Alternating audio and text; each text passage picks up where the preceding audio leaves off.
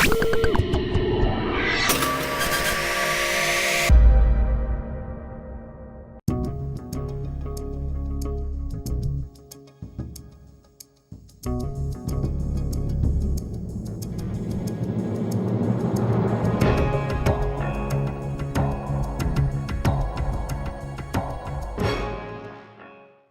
I'm Matt Suk with MINOX. One thing that's very important when out in the field is knowing how to properly glass.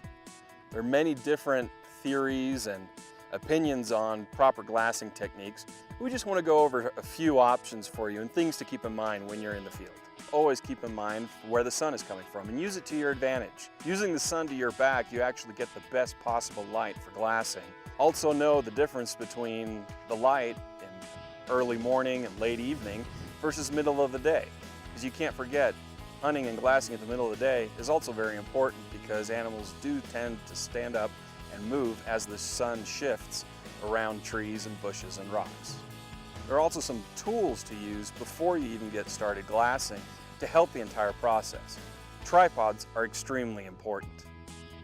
A good quality tripod can be used not just for your spotting scope, but can equally be used with your binocular, especially those that are threaded in the front for a tripod adapter like every single MINOX binocular is. The other thing to look at is comfort in using optics when you're glassing.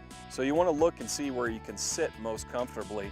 There are a lot of different options to keep you comfortable when glassing.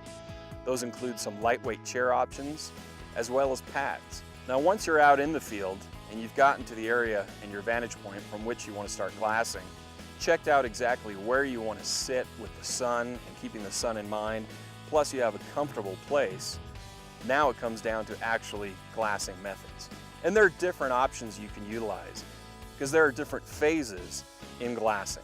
Probably your first and most efficient phase is to pick out the most likely spots to find game at a given time of day. Look for bedding areas, travel routes, or feeding areas, and look at those first.